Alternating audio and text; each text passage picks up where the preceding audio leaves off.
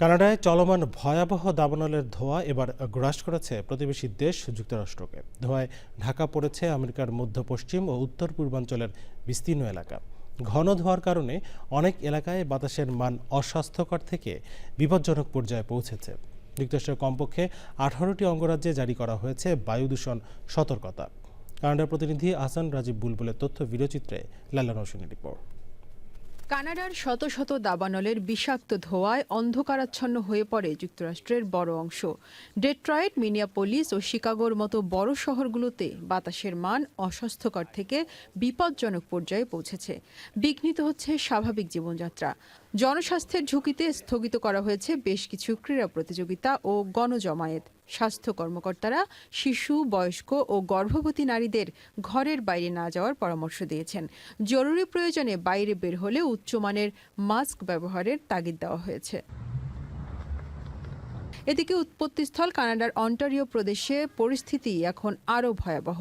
চলতি বছরে সেখানে পুড়ে ছাই হয়ে গেছে প্রায় 6.5 লাখ একর বনভূমি। উত্তর পশ্চিম অন্টারিওর কলিন্স ফার্স্ট নেশন সম্প্রদায়ের পুরো বসতিটাই আগুনে পুরোপুরি ধ্বংস হয়ে গেছে। সড়ক যোগাযোগ বিচ্ছিন্ন থাকায় বিমান ও আকাশপথে জরুরি উদ্ধারকর্মী প্রস্তুত রাখতে ফেডারেল সরকারের সহায়তা চেয়েছে প্রাদেশিক সরকার। ইতোমধ্যে অন্তত 15টি প্রত্যন্ত অঞ্চলে বাসিন্দাদের নিরাপদ স্থানে সরিয়ে নেওয়ার কাজ শুরু হয়েছে। দাবানলের প্রকোপে যুক্তরাষ্ট্রেও এ পর্যন্ত প্রায় 37 লাখ একর জমি আগুনে পুড়ে ছারখার হয়ে গেছে, যা গত এক দশকের গড় রেকর্ডের চেয়ে অনেক বেশি। জলবায়ু পরিবর্তনের এই ভয়াবহ রূপ উত্তর আমেরিকা জুড়ে তৈরি করেছে নজিরবিহীন স্বাস্থ্য ঝুঁকি। পরিস্থিতি নিয়ন্ত্রণে যৌথভাবে কাজ করছে দুই দেশের প্রশাসন। এদিকে দাবানল মোকাবিলায় 11টি নতুন বিমান কেনার ঘোষণা দিয়েছে অন্টারিওর premier Doug Ford. Laila Naushin, channel I. কানাডার ভয়াবহ দাবানলে যুক্তরাষ্ট্র দূষণের কবলে পড়ায় ক্ষুব্ধ প্রতিক্রিয়া জানিয়েছেন প্রেসিডেন্ট ডোনাল্ড ট্রাম্প। বন ব্যবস্থাপনায় ব্যর্থতার জন্য অটোয়াকে দায়ী করে পরিস্থিতি নিয়ন্ত্রণে পর্যাপ্ত ব্যবস্থা না নিলে শাস্তি হিসেবে কানাডিয়ান পণ্যের ওপর অতিরিক্ত শুল্ক আরোপের হুমকি দিয়েছেন তিনি। সোশ্যাল মিডিয়ায় দেওয়া পোস্টে ট্রাম্প স্পষ্ট জানিয়েছেন, কানাডা থেকে ধোঁয়া এভাবে আমেরিকার আকাশসীমায় প্রবেশ করা কোনোভাবেই গ্রহণযোগ্য নয়। তিনি একে নোংরা ও দূষিত বাতাসের অনাকাঙ্ক্ষিত আগ্রাসন বলে আখ্যা দিয়েছেন। ট্রাম্পের আক্রমণাত্মক বক্তব্যের পর তীব্র প্রতিক্রিয়া জানিয়েছে কানাডা। অন্টারিও প্রদেশের প্রিমিয়ার ডগ ফোর্ড মনে করিয়ে দিয়েছেন, অতীতে আমেরিকার সংকটেও কানাডা তাদের পাশে দাঁড়িয়েছিল। কাদা ছোড়াছুড়ি না করে এই দুর্যোগে একে অপরকে সাহায্য করা উচিত বলে মনে করেন তিনি। যুক্তরাষ্ট্রের নিউ জার্সিতে আর্জেন্টিনা স্পেনের শিরোপা লড়াইয়ের আগে নতুন উদ্বেগের নাম বায়ু দূষণ। কানাডার ভয়াবহ দাবানলের ধোঁয়ায় নিউ ইয়র্ক, নিউ জার্সি অঞ্চলের বাতাসের মান নেমে গেছে উদ্বেগজনক পর্যায়ে। তবে এখন পর্যন্ত এর কোনো প্রভাব পড়েনি দুই ফাইনালিস্টের প্রস্তুতিতে। বৃহস্পতিবার উত্তর নিউ জার্সির ইস্ট হ্যানোভারে অনুশীলন করেছে লুইস দে লা ফুয়েন্তের স্পেন। অন্যদিকে আটলান্টার শেষ অনুশীলন শেষে আর্জেন্টিনা দল এরই মধ্যে নিউ জার্সিতে পৌঁছে গেছে। যুক্তরাষ্ট্রের পরিবেশ সুরক্ষা সংস্থা ইপিএ জানিয়েছে, চলতি সপ্তাহে মিডওয়েস্ট অঞ্চলের কয়েকটি স্থানে বায়ু দূষণের মাত্রা 2023 সালের রেকর্ডকেও ছাড়িয়ে গেছে। ফুটবল বিশ্বের সবচেয়ে মর্যাদাপূর্ণ ট্রফি জিততে রোববার মুখোমুখি হচ্ছে ইউরোপ সেরা স্পেন এবং বর্তমান বিশ্ব চ্যাম্পিয়ন আর্জেন্টিনা। যুক্তরাষ্ট্রের নিউ জার্সির ইস্ট রাদারফোর্ডে অবস্থিত নিউ ইয়র্ক নিউ জার্সি স্টেডিয়ামে অনুষ্ঠিত হবে 2026 ফিফা বিশ্বকাপের ফাইনাল। বহুল প্রতীক্ষিত এই ম্যাচের উন্মাদনা ছুঁয়ে যাচ্ছে প্রবাসী বাংলাদেশিদেরও। আরও জানাচ্ছেন সুব্রত চৌধুরী। বিশ্বকাপের ফাইনাল ম্যাচকে ঘিরে বিশ্বজুড়ে আলোচনার কেন্দ্রবিন্দুতে রয়েছেন দুই প্রজন্মের দুই তারকা।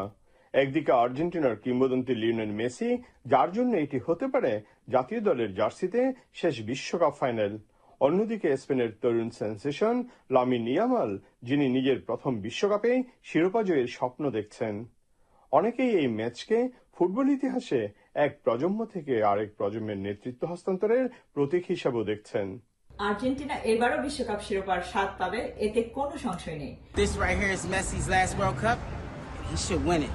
আমরা সবাই আর্জেন্টিনার পক্ষে আছি, আর্জেন্টিনার জয়ী হবে ইনশাল্লাহ। ইতোমধ্যে উত্তর নিউ জার্সির ইস্ট হ্যানোভারে অনুশীলন করেছে লুইস দে লা ফুয়েন্তের স্পেন। অন্যদিকে আটলান্টায় শেষ অনুশীলন শেষে আর্জেন্টিনা দল এরই মধ্যে নিউ জার্সিতে এসে পৌঁছেছে। সেমিফাইনালে স্পেনের খেলায় আমি অনেক মুগ্ধ, আশা করি তারা চ্যাম্পিয়ন হবে। আশা করি নেক্সট ফাইনালও তারা এরকম খেলা আমাদেরকে জবাব দিবে। বিশ্বকাপ ফাইনাল উপলক্ষে নিউ ইয়র্ক ও নিউ জার্সি এলাকা জুড়ে উৎসবমুখর পরিবেশ বিরাজ করছে। বিশ্বের বিভিন্ন দেশ থেকে হাজার হাজার সমর্থক ইতিমধ্যে ইস্ট রাদারফোর্ডে পৌঁছেছেন। কঠোর নিরাপত্তা ব্যবস্থার পাশাপাশি বিশেষ ট্রাফিক ও গণপরিবহন পরিকল্পনা গ্রহণ করেছে স্থানীয় কর্তৃপক্ষ, যাতে দর্শকরা নির্বিঘ্নে স্টেডিয়ামে পৌঁছতে পারেন। মেসির শেষ বিশ্বকাপে আমরা আর্জেন্টিনার সাপোর্টার হিসাবে মেসির হাতেই কাপটা দেখতে চাই। অনেক ভালো খেলছে আর্জেন্টিনার টিম, আশা করি এবারে বিশ্বকাপের ট্রফি আর্জেন্টিনার হাতেই থাকবে মেসির সাথে। ফাইনাল ম্যাচে জয়ী দল শুধু 2026 সালের বিশ্ব চ্যাম্পিয়নের মুকুটেই পড়বে না, বরং ফুটবল ইতিহাসে যোগ করবে একটি নতুন গৌরব গাথা। তাই কোটি কোটি ফুটবল প্রেমীর চোখ এখন নিউ জার্সির ফাইনাল মঞ্চের দিকে।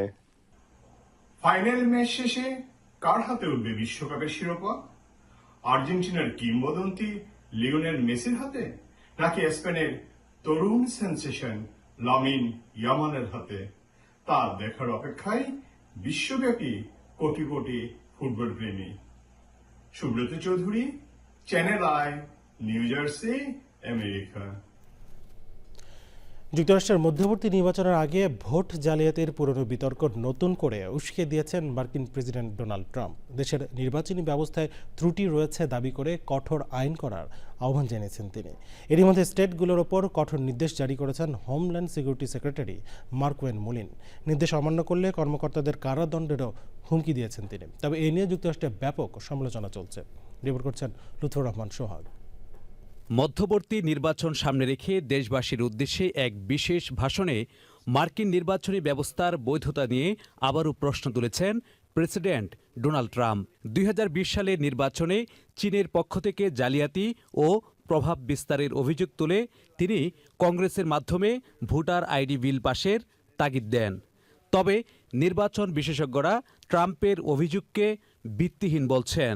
তাদের মতে ট্রাম্প প্রশাসনের দেওয়া নথিপত্র যাচাই করে ভোট ম্যানিপুলেশন বা ফলাফল পরিবর্তনের কোনো প্রমাণ মেলেনি।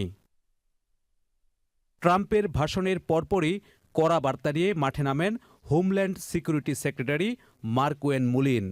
স্টেটগুলো কেন্দ্রীয় সেফ প্রোগ্রামে ভোটারদের সংবেদনশীল তথ্য না দিলে এবং ট্রাম্প প্রশাসনের নতুন নির্বাচনী নিরাপত্তা চাহিদা অমান্য করলে নজিরবিহীন ব্যবস্থা নেওয়ার ঘোষণা দেন তিনি। হোমল্যান্ড সিকিউরিটি সেক্রেটারির এমন হুমকিকে আইন বহির্ভূত ও ফাঁকা বুলি বলেছেন আইন বিশেষজ্ঞরা। ইতোমধ্যে ফেডারেল বিচারকও ভোটারদের গোপনীয়তা রক্ষায় এই কার্যক্রমের ওপর নিষেধাজ্ঞা দিয়েছেন। ট্রাম্প প্রশাসনের এমন চাপের মুখে ক্যালিফোর্নিয়ার ডেমোক্রেটিক গভর্নর গেভিন নিউজম এবং নেভাডার সেক্রেটারি অব স্টেট সিসকো আগুইলা ট্রাম্পকে চ্যালেঞ্জ ছুড়ে দিয়ে নিজেদের মতো করে সাইবার নিরাপত্তা জোরদারের ঘোষণা দিয়েছেন। লুৎফর রহমান সোহাগ, চ্যানেল আই।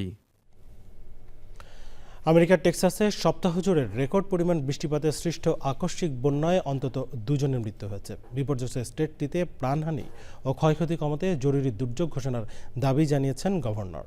টানা বর্ষণে উভালদে কাউন্টি সহ বিভিন্ন অঞ্চলে নদীর পানি উপচে বাড়িঘর ও সড়ক প্লাবিত হয়েছে, যেখানে কোথাও কোথাও পানির উচ্চতা 2 মিটার পর্যন্ত পৌঁছাতে পারে বলে আশঙ্কা করা হচ্ছে। এরই মধ্যে বোট ও হেলিকপ্টারে 5 শতাধিক মানুষকে উদ্ধার করেছে জরুরি বিভাগ। এছাড়া পানির তোরে আন্তর্জাতিক সীমান্ত ব্রিজ ও একটি মহাসড়ক সাময়িকভাবে বন্ধ হয়ে গেছে। আবহাওয়া অধিদপ্তর সতর্ক করে বলেছে, বৃষ্টিপাত কিছুটা কমলেও আগামী কয়েকদিন নদীর পানি আরও বাড়তে পারে, যার ফলে গ্রামীণ এলাকাগুলো নতুন করে প্লাবিত হওয়ার আশঙ্কা রয়েছে। ডোনাল্ড ট্রাম্পের প্রশাসনের নতুন পদক্ষেপে আফ্রিকার বিভিন্ন দেশে নারীদের স্বাস্থ্যসেবা নিয়ে উদ্বেগ বেড়েছে। নতুন নীতির আওতায় গর্ভপাত সংক্রান্ত সেবা বা প্রচারে জড়িত বেসরকারি সংস্থা, বিদেশি সরকার এবং জাতিসংঘের কিছু সংস্থার জন্য মার্কিন অর্থায়নে আরও কঠোর সীমাবদ্ধতা আরোপ করা হয়েছে। স্বাস্থ্য বিশেষজ্ঞদের মতে, আফ্রিকার বহু দেশ মাতৃস্বাস্থ্য ও পরিবার পরিকল্পনা কর্মসূচিতে বিদেশি সহায়তার উপর নির্ভরশীল। অর্থায়ন কমে গেলে অনিরাপদ গর্ভপাতের ঝুঁকি এবং মাতৃমৃত্যুর হার বাড়তে পারে।